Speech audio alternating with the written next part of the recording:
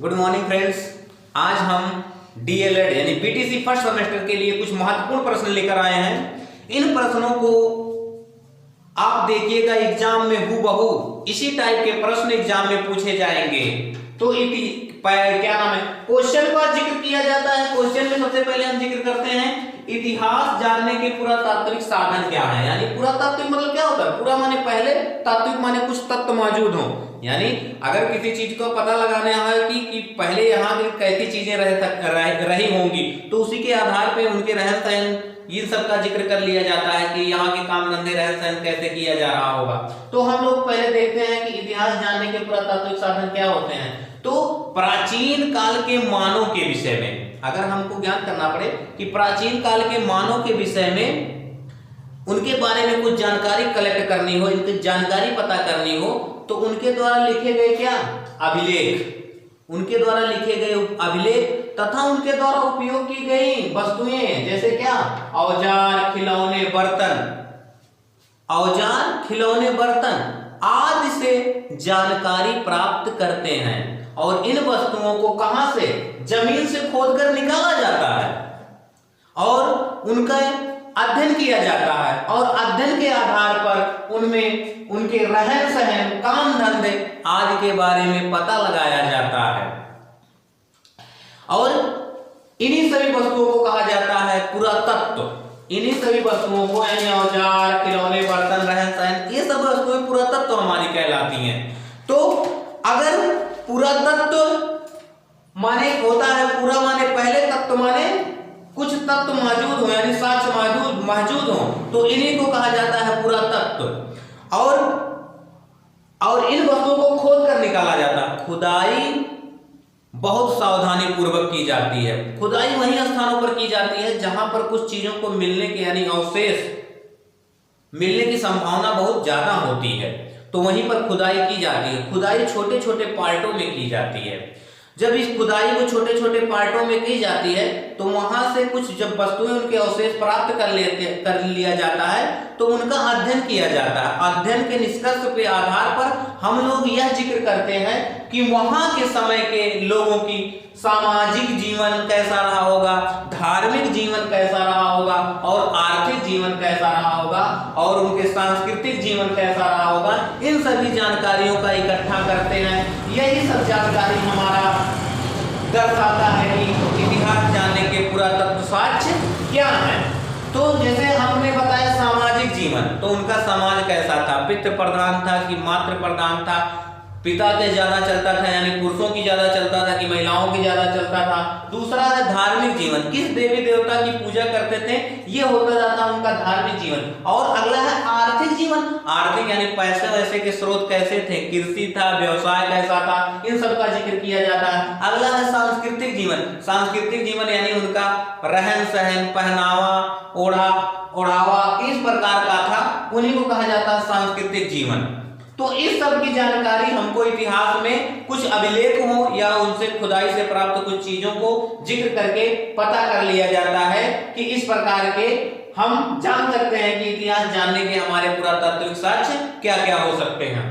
तो फ्रेंड्स, ये था हमारा पहले क्वेश्चन का आंसर। कुछ लिमिटेड क्षेत्र में हमने लिखे हैं कि अभिलेख और उनके द्वारा औजार और क्या सामाजिक आर्थिक जीवन की प्रगति दिखाई गई। अब हम लोग पढ़ते हैं दूसरा क्वेश्चन, यानी दूसरे क्वेश्चन का जिक्र कर लिया जाता है कि दूसरा क्वेश्चन जैसे हमारा लिखा है, नदियों के किनारे सभ्यताओं के अभ्युदय के कारण। अभ्युदय माने उदय, यानी जो भी जितनी भी सभ्यता आई, चाहे सिंधु घाटी की सभ्यता, चाहे मेसोपोटामिया की सभ्यता, चाहे मिस्र की सभ्यता, चाहे चीन की सभ्यता, ये सब सभ्यताएं आई तो किस नदी के किनारे बसा? जैसे मेसोपोटामिया दजला और फरात नदियों के किनारे, सिंधु घाटी सभ्यता सिंधु नदी के किनारे, और चीन की सभ्यता तोहांगहो नदी के किनारे, और मिस्र की सभ्यता नील नदी के किनारे।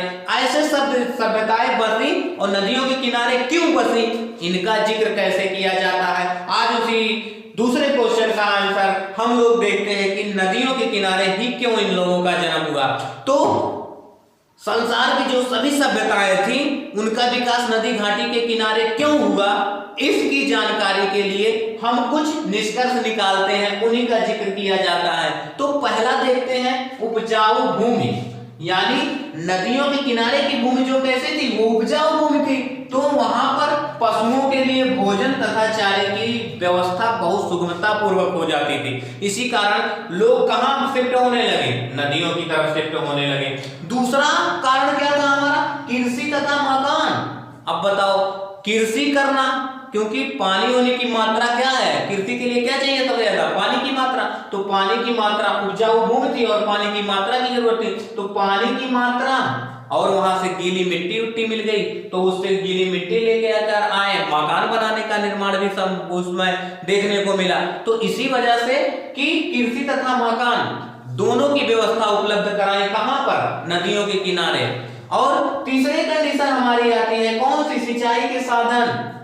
अगर सिंचाई के साधन यानी पानी की व्यवस्था तो हो गई थी, अब लेकिन उसको खेत तक कैसे लेके जाएं, क्योंकि जहां पर कृषि का कार्य किया जाएगा तो सिंचाई की भी जरूरत पड़ेगी।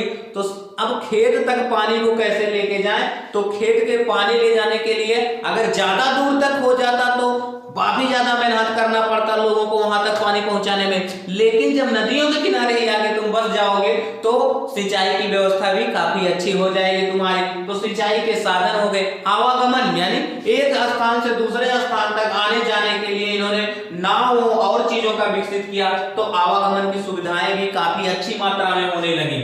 उसके बाद देखते हैं चौथा हमारा जलवायु परिवर्तन, यानी वहां पर रहने के लिए अनुकूल दशाएं कैसी हो, वहां पर अनुकूलन कैसा हो, उस बात का जिक्र किया गया कि जलवायु की सुगमता अच्छी हो जाए। यानी नदियों के किनारे जलवायु यानी वहां के मौसम, दिन में काफी ज्यादा मौसम थोड़ा ठंड रहता है, रात में भी मौसम थोड़ा हल्का फुल्का गर्म रहता है, तो वहां पर बसने के लिए जलवायु में अच्छी खासी व्यवस्था यानी अच्छी खासा निर्भर करता है जलवायु। कहीं किसी भी समुदाय को बसने के लिए तो जलवायु काफी ज्यादा मेहनत करता है, तो नदियों की जलवायु काफी अच्छी मात्रा में थी, तो वहां बसने में कोई भी हेजिटेशन सभी को नहीं हुआ, तो वो लोग शिफ्ट होते कहां चले गए, नदियों के किनारे।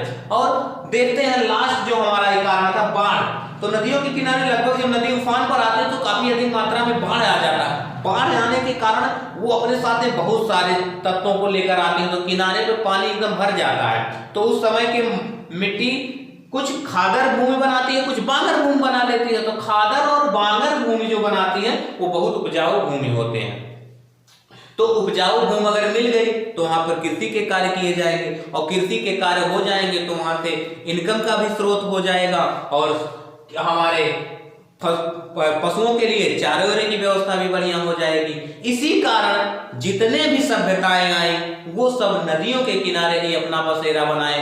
क्यों बसाएं? क्योंकि इन सभी उपजाऊ भूमि मिली, कृषि के कार्य मिले, हमें सिंचाई का साधन पर्याप्त मात्रा में उपलब्ध हो गया, जलवायु यहाँ बसने की अधिक मात्रा में उपलब्धता हो गई, और बाढ़ प्रतिवर्ष आने से वहां की जलवायु मिट्टी हमेशा उपजाऊ ही बना रही।